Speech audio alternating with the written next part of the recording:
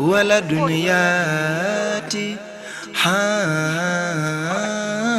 ولا دنياتي شكرا شكرا شكرا شكرا شكرا شكرا شكرا شكرا شكرا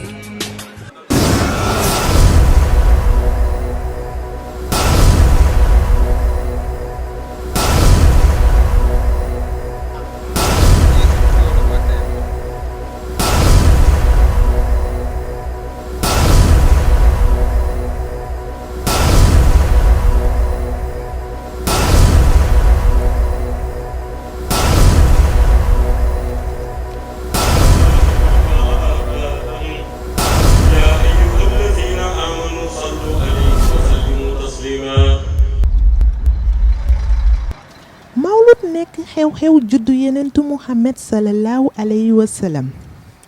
ngir màggal bés bi ñu ne woon dañuy ñëw tey fii ci Ndar Géej ci benn dëkkuwaay bu xaw a làqu nekk ci biir gox Pikine ci ginnaaw Misra ñu di ko woowee Medina Cheikh. bi ñu yegsee ci bërëb bi gis nañu mbooloo bu takku gaare seeni oto jóge fu sooy jiital seen njaboot pour fekkee waa béréb bi ci at yu nekk naka lañuy màggalee gàmmu gi mu nekk loo xam ne nii nag kilifa bu mag moo koy jiite. ñu ngi koy woowee gàmmu Sénégal ñu gën ko xam ci Mawlud Nabi ki koy organiser fii nag di Seydi Mouhamed El Cheikh muy nit boo xam ne kenn du ko présenté. lu tax kenn du ko présenté nag ki nga xam ne Maolana Ahmed Tijani Chérif ci boppam moo la jox ndigal pour ngay doxal tarixam pour ngay leeral tarixam pour ngay jàngale tarixam ci loo xam ne miinuñu ko woon suñ ne tarixa tijaan nag luñ ci njëkk a dégg mooy diine islam te diine islam dafa nekk diine boo xam ne yonent bi sallallahu alayhi wa sallam moo ko représenté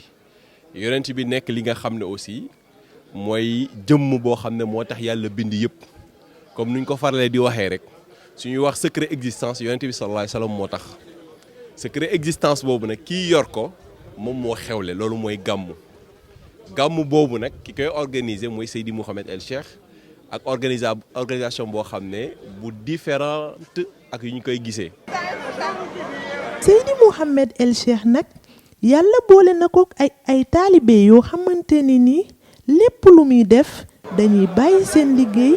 jóge fu sori pour teewe ko bañ kenn ku leen ko nettali. waaw gàmmu gi mu doon benn événement majeur alors ce qui est extraordinaire c'est que man Babacar personnellement si je dois parler pour mon cas gàmmu gi est devenu un événement majeur pour moi depuis que je connais Seydi Mouhamed El Cheikh. Donc c'est déjà un peu révélateur des rapports que man personnellement j'ai avec Seydi Mouhamed El Cheikh. Ça veut dire que haqiqa tariqa Cheikh man moom moo koy dundaloo moom moo ma ko xamal. Je n'ai jamais songé dans ma vie me déplacer ne serait-ce qu'une seule fois pour dem gàmmu parce que xamoon luy gàmmu. Et d'ailleurs je me demandais est-ce que dañ ko war a def. D'ailleurs la question que je me posais c'est réellement est-ce que lu ñu war a def la est-ce que aramul est-ce que du bida je me posais ces questions. Alors effectivement ce qui s'est passé c'est que quand j'ai commencé di déglu Seydi Mouhamed El Cheikh mu jàngal ma haqiqa Cheikh jàngal ma haqiqa yonent yàlla Muhammad sallallahu alayhi wa sallam ki doon xalaat naan gàmmu bida la léegi day jël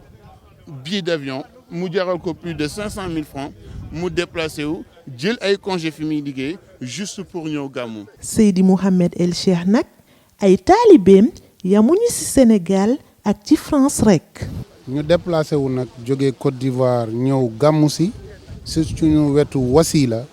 ki nga xam ne mooy suñu yaakaaru tey di suñu yaakaaru ëllëg di suñu àdduna di suñu alaxira di suñu Makka di suñu Madina moom moo waral ñu bàyyi lépp Côte d'Ivoire déplacé wu ñëw màggal si guddi yenent bi si wetam parce que moom mooy sangu jamono mooy xalifa yenent bi ci kaw suuf di xalifa Cheikh na Ahmed Tidiane ci kaw suuf di xalifa yàlla ci kaw suuf donc bu ñu gàmmu jotee wala cérémonie yu mel ni ci l'islam dañuy sopp ñëw nekk ci wetam dund ko ak moom looloo waral suñu déplacement. xew-xew bi nag yeneen ci ay taalibeem yi ko gënoon jege maanaam yi dëkk ak moom tax taxawaloon nañ fa benn marché di fa jaay ay porteleem yu Cheikhna Ahmed Tidiane Chérif ak yeneeni bagages yu am solo ngir taalibeem yi ñëw foofu mën a am ay fàttaliku pour bu ñu ñibbee seen kër yi. Ya Mawlaaya Seydi. Medina Cheikh nag nekk na gox boo xamante ni julli jaamu yàlla lañu fay faral di def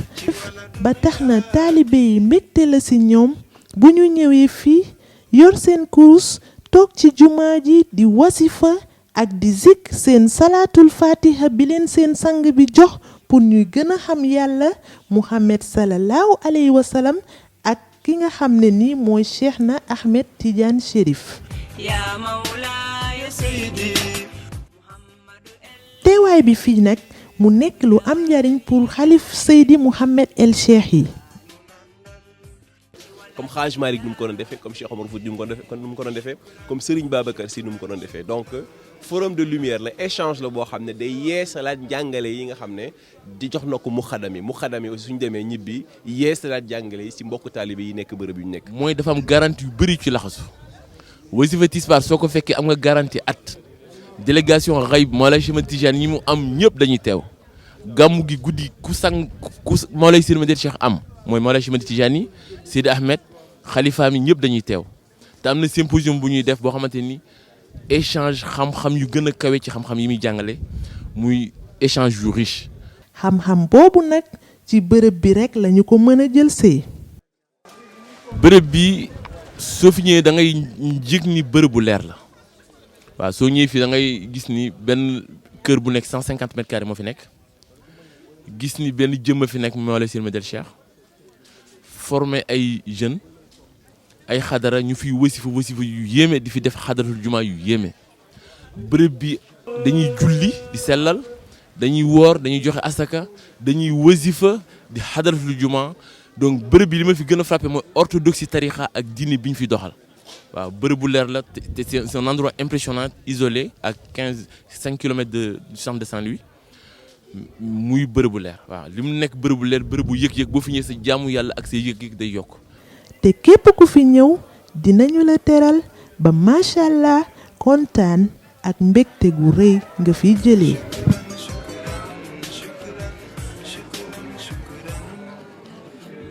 lillahi fi bad'in wa fi qatami mawlaya salli wa sallim daiman ñu ngi fi ba tey ci Medina Cheikh tey nekkoon guddi Mawlaay Cheikhna Ahmed Tidiane Chérif guddi bi nag nekkaale na guddi bi nga xam ne ci la ñuy tëj burdu bi maanaam màggalu juddu yenentu Muhammad sallallahu alayhi wa sallam. arjuka ya rabbi fi darayni tarhamuna. ñu gis ne xalif yëpp ak taalibe yëpp teewe nañu fi di way di tàgg ku tedd ki muy yenenti Muhammad sallallahu alayhi wa sallam. tedd ki di yonent bi sallallahu alayhi wa sallam. ci njiitu sang bi muy Seydi Mouhamed El Cheikh guddi yu nekkoon na tamit guddi waxtaan jàngale ak leeral diggante yenent Muhammad sallallahu alayhi wa sallam ak yeneen yenent yi waaye itam leer gi nekkoon ci Cheikhna Ahmed Tidiane Chérif. kuréelu yonent yi war na am ku leen jiite yàlla tànn Seydina Muhammad waaye kuréelu wali yi aussi war na am ku leen jiite yàlla ni nañu tànn Mawlaay Cheikh Ahmed Tidiane Chérif waaye gis nga yonent bi sallallahu alayhi wa sallam ku yéeme ndax yonent bi dafa ñëw ko ci buntu zawiya bi mu tax wax yonent yàlla Nuux ni ko bu ñu doon wut magu shahada yaay suñuy magi shahada kon jiitu yonent yàlla Nuux xëcc Isa ibnu Maryam xëcc loxo Moussa mu xëcc loxo Ibrahim mu nit nañ dugg yonent bee ngi ci biti taxaw de waaye jigéen ñi àndoon ak moom it ñi ngi ci biti taxaw waaye xulafaawul arbaa yi àndoon ak moom it ñi ngi ci biti taxaw ña la dugg ulul azmi mina rusul te yonent bi duggul taxaw ni dugg leen bi ñu duggee Sayyidina Moussa moo njëkk xool Mawlaay Cheikh Ahmad Tijani Chérif daal di koy scruter xool kanamam xam ni kii du ku noo proposé dara mu sëgg Moussa ndax Moussa ku xam yàlla la moo tax mu daan wax ak moom fii ci tuuri Sénégal mu xool Mawlaay Cheikh Ahmad Tijani xam ni kii du ku ñuy indil proposition lu tax nag boobu dafa am lu mu gis ci moom mooy la mu gis mooy lumière bi nga xam ni Mawlaay Cheikh Ahmad Tijani ni mu toggee ci fauteuil bi rox bi mi ngi dégager lumière bi muy lumière bi jóge ci Bahrul Kanzi nga xam ni borom du wuti leer mais leer a koy wut mu gis leer yi wër ci ñeenteelu asamaan bu ci nekk ngi dem di songu Cheikh Tijani Chérif di sollu ci moom. leeral yooyu nag ci Cheikh na Ahmed Tidiane Chérif nekk ay leeral yu am solo yoo xamante ni képp ku nekk ci tarixa bi rek war nga ko mën a xam. Mawlaaya Cheikh Tijani Chérif radiyallahu taala anhu suñu sang bi def ñu leeral ba wax ñu ay maqaama muy maqaama xatmiya ak katmiya loolu nag moo tax Mawlaaya Cheikh ni sama ñaari dëggu tànk teg naa ko ci bépp góoru yàlla sang bi leeral ñu ko ba nga xam ni katmiya mooy Mawlaaya Cheikh leer gi mu àndal ba nga xam ni ci leeram lay tëgg bépp xeetu yonent sauf rasulullahi alayhi salaatu wasallam kooku dong moo ko sut Mawlaaya Cheikh bépp xeetu wàlliw moo lay tëggaat ci leeram mu nekk donc intermédiaire kenn du jaar ci yonent bi te nekkul moom moo nekk bouclier yonent bi alayhi salaatu wasallam kon buñ doon wax ci Cheikh du jeex te sang bi noonu lañu ko waxee ba nga xam ni lépp luy xeetu leer lépp lu xeetu xatmiya lépp lu xeetu kutbaani yu Mawlaaya Cheikh moo toog farankulaayu ca. yal na yàlla mooy julli di ci biir réew mi yëpp. Seydi Mouhamed El Cheikh bi mu gërëmee ay xalifaam ak ay taalibeem yi fa teewoon yépp wóoral na leen que ne Medina Cheikh bërëbu leer la ba tax na lépp lu fi waay ñaan rek dafay nangu. kon su ko defee ñu ngi ziyaare suñu mbokk yu tedd yi fi ñëwoon yëpp di ziyaare suñu xalifa yu baax yi fi teew yëpp waaye di ziyaare suñu magu bopp yi fi nekk yëpp di ziyaare itam suñu waajuru bopp yi fi nekk ak suñu soppi yi fi nekk di ñaan yàlla ci barke yonent bi sallallahu alayhi wa sallam barke borom guddi gi Mawlaay Cheikh Ahmad Tijani Chérif mu may ñu ba ñu toogaat fii di woon ci waxtu wii ànd ak yéen ci jotaay kenn ku nekk rek lépp la nga xam ne mébal nga dee ko Mawlaay Cheikh Ahmad Tijani Chérif ndax nga yëg ni yaa ngi ci bérébam mu lay dégg 24 heures sur 24 wax naa ko mbokk yi fi ñëw dégg nee naa leen fii ku fi am aay defal sa dogu salaatul faatiha dégg ko Mawlaay Cheikh Ahmad Tijani Chérif ndax ku ci yëkkati kàddu waxuma laata nga koy wax mais laata nga koy xalaat Mawlaay Cheikh Ahmad Tijani yëg na sa kàddu te itam lu mu mënul am te bu ngeen gisee sànq ma ni leen fu mu wokkutoo génn c'est parce que dañuy wër di fu ma gis ko mu fees dell ci Medina Cheikh fu ne maa ngi ko ci ñun zone bi dafa ñëw sama gannaaw wax na leen fu waay ko koy génn Cheikh bu feeñee ci xaal boobu jaratul jëkkante place fu waay ko génn. jotaay bi nag nekk ay ngëneel ci ñi fa teewoon yépp. vraiment mu doon journée bu exceptionnelle riche en enseignement waaye riche en lumière tey dundaat nen lu ñuy wax xaqiqa tarixa Maolana Cheikh Tidiane Chérif waaye tey sunu sang bu tedd bi Seydi Mouhamed Cheikh tamit sa mboxteel lañu si grandeur Maolana Cheikh Tidiane Chérif ak tey ngëneel gu mu doon si ngëneelu àdduna waaw ndaxte dafa représenté yonent bi sallallahu alayhi wasallam représenté yàlla ba pare tamit doon tamit sëriñu kii di sauvé nit ñi si axiru zaman macha allah. auzu billahi mina sheytaani rajim gannaaw bu ñuy sante yàlla sunu borom Allah subhanahu wa taala moom mi nga xam ne moo waral lépp di julli si yonentam bu tedd bi Seydi Ahmed alayhi salatu wassalam di gërëm Mawlaaya Cheikh Ahmed Tidiane Chérif radiyallahu taala anhu moom mi nga xam ni moo waral guddi gi moo waral lépp am ñu fayam ñu ngi yeesal sunu tarbiya ak sunu nekk taalibe ak sunu cofeel si sunu sang bu tedd bi Mawlaya Seydi Mouhamed El Cheikh Ibn Ahmed Ibn Mouhamed At-Tidjani Cherif radiyallahu taala anhu al imaamul mahdi al muntazar borom jamono. Vraiment tey événement bi moom neex na macha allah comme d'habitude sang bi il a assuré vraiment wax na lépp léegi nag moom li des rek mooy nit yi am yaqin si mission bi mu am. mu nekk mission boo xamante ne ni fësal tarixa tijaan la ak ommat diine l'islam ngir àdduna yépp mën ci jariñu. wasalaamun ala al-mursalin walhamdulillahi rabbil alamin.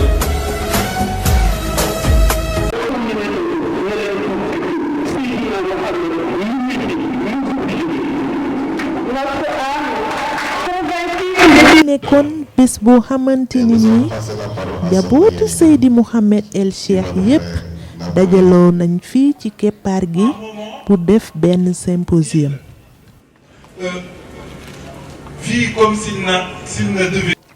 Symposium nag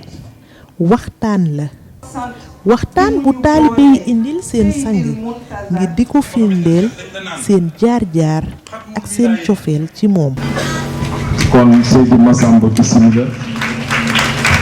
soxna Awa Sylla.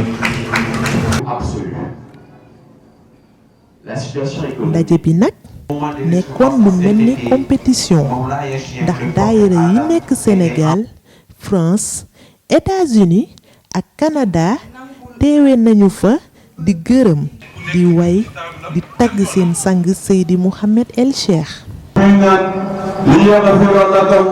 li si mel ni daayiratul imam Dakar nag ñoom ngir fësal seen yëg-yëg seen waxtaan ñi ngi ko def ci làkk yu bari lu ci mel ni arabe wolof français ak anglais. Seydi Mouhamed El Cheikh nag ci biir loolu rafetlu na waxtaan bi ba am na ñu mu fa jox ay lijaasa ngir seen pas-pas ci biir mission bi yokkaale ci tamit di leen gërëm ak di leen jaajëfal ci seen gëm-gëm ci tarixa bi.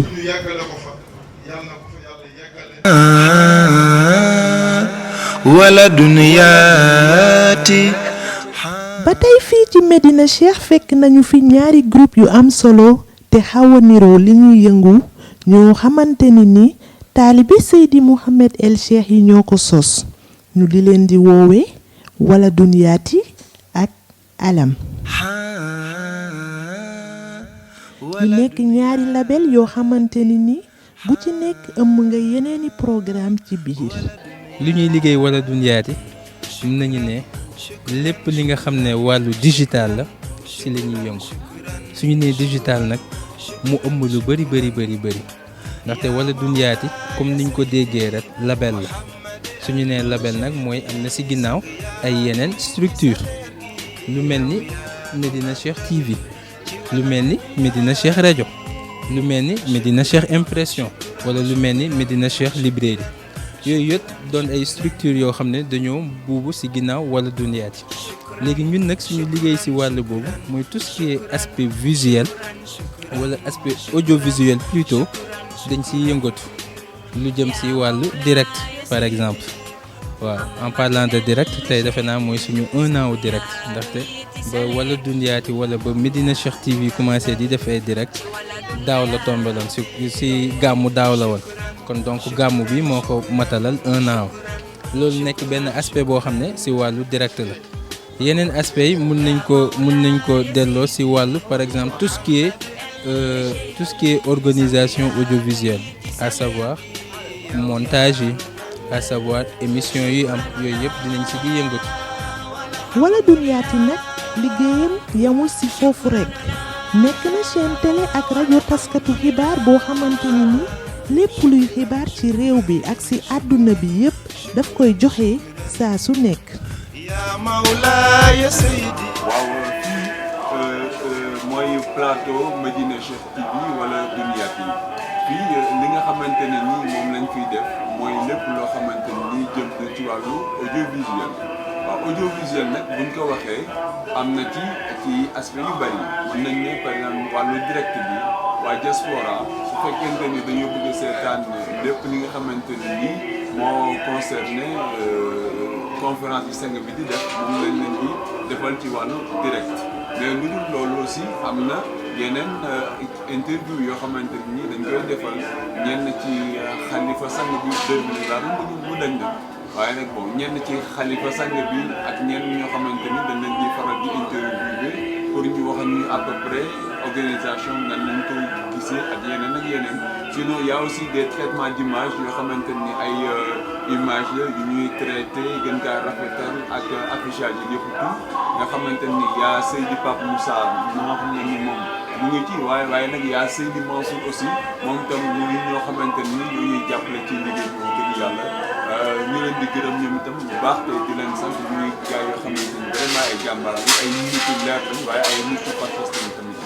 mu nekk benn groupe boo xamante ni nii nag ay nit ñu xarañ ñoo fa nekk ci wàllum portrait direct ak defaraat portrait yi ci nu mu gën a taaroo wala nit ñi di ko seetaan. alam nag ginnaaw seen liggéey ci wàllum fësal ak defaraat portrait yi ci nu mu gën a ngandee ñi ngi yëngu ñoom tamit ci wàllum tabax ak ci wàllum mbay. alam benn structure la bi nga xamante ne day regrouper ay domaines yu bëri ak ay secteurs d'activité pour accompagner mission wu Seydi Mouhamed El Cheikh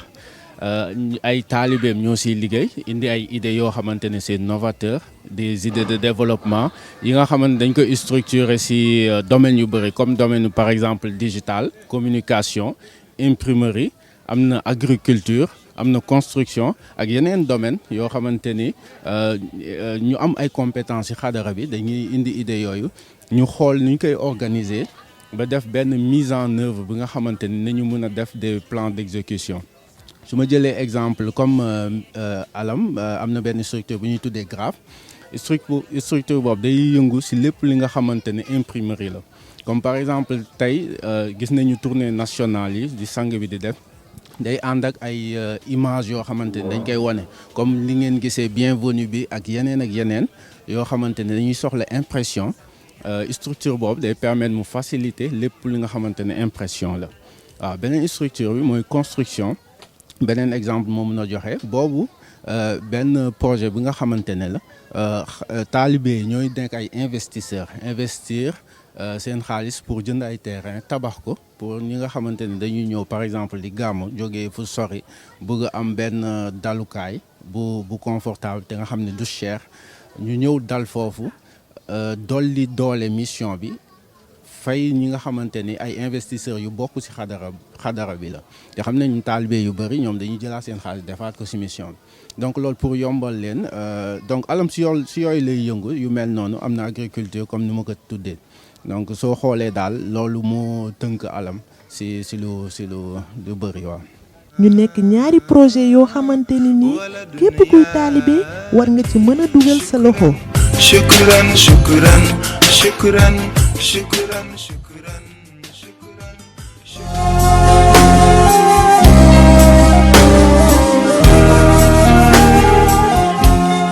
ba tey ci Medina Cheikh am nañu ay portrait yoo xamante ni nii boo koy seetaan dafay mel ni da nga yéeg ci benn roppalaan gis-gis bi nag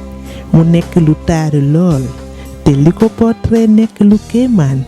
ñu di ko woowee drone.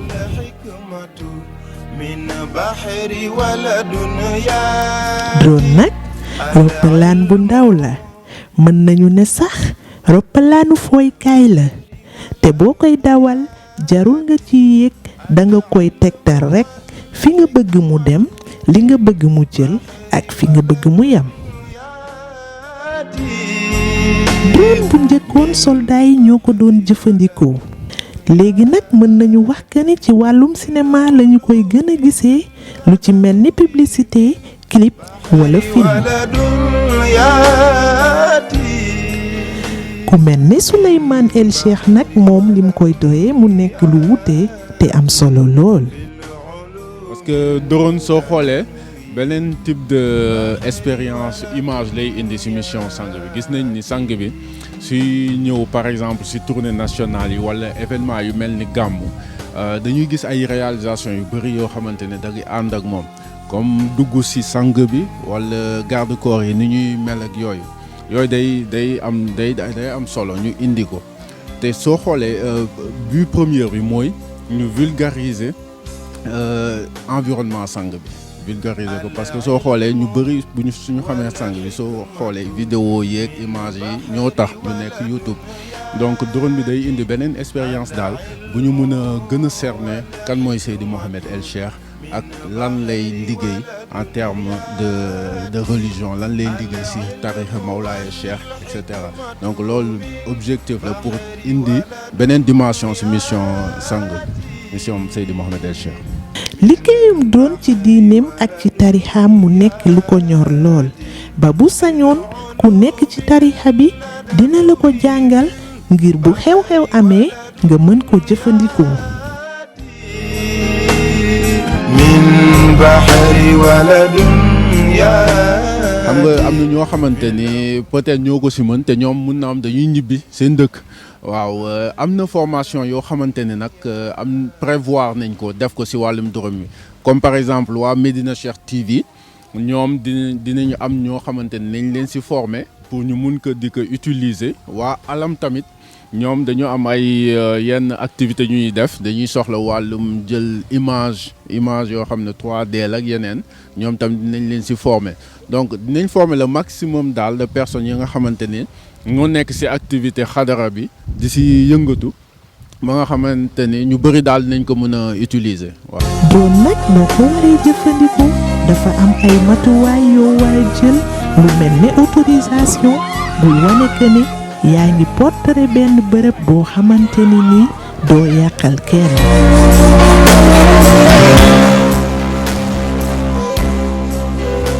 jàpp julli zikr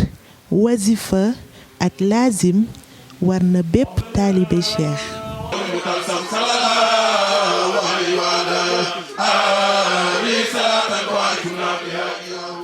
wazifa nag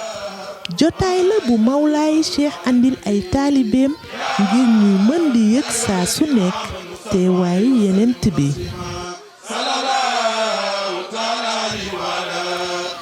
jotaay boobu noonu ñi ngi koy tàmmalee istixfaar ngir ñaan yàlla mu jéggal ñu bépp bàkkaar.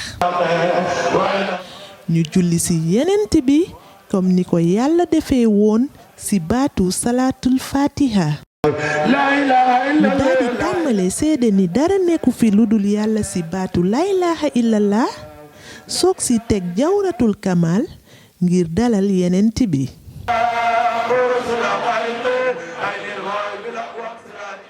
wasifa tisbaar bu Seydi Mouhamed El Cheikh yi di def ak taalibe mi nag doon lu particulier ndax ndigal bi mi ngi ko jëlee ci xew-xew bi ci deseeru Samxoon ca tisbaar ba Mawlaaya Cheikh doon defal yenenti àddiya laataan muy pare yenenti bi ne cëpp ci kanamam amul lu mu ko dalalee mu tekki kaalaam bu mu musooroo woon lalal ko ba noppi ne ko marhaban yaa Seydi. ba ñu noppee ci wasifa bi Seydi Mouhamed El Cheikh amal na fa waxtaan bu am solo ba ñi fa teewe woon ñépp bég ak yéemu lañu fa jële. wala dunyaati shukran shukran shukran shukran shukran shukran shukran shukran shukran ya mawlaaya Seydi Mouhamed El Cheikh sang yaa nu yiir ci sa leer gi yow yaa nu nandal ci wala dunyaati shukran shukran shukran shukran shukran shukran shukran shukran shukran shukran shukran shukran shukran shukran shukran ya mawlaaya Seydi Mouhamed El Cheikh sang yaa nu yiiti sa leer gi yow yaa nu nandal ci wala dunyaati shukran shukran shukran shukran shukran shukran ya mawlaaya ya Seydi Muhammadu el Cheikhi sang yaanu yitti sa leer gi yow yaanu nandal shukran la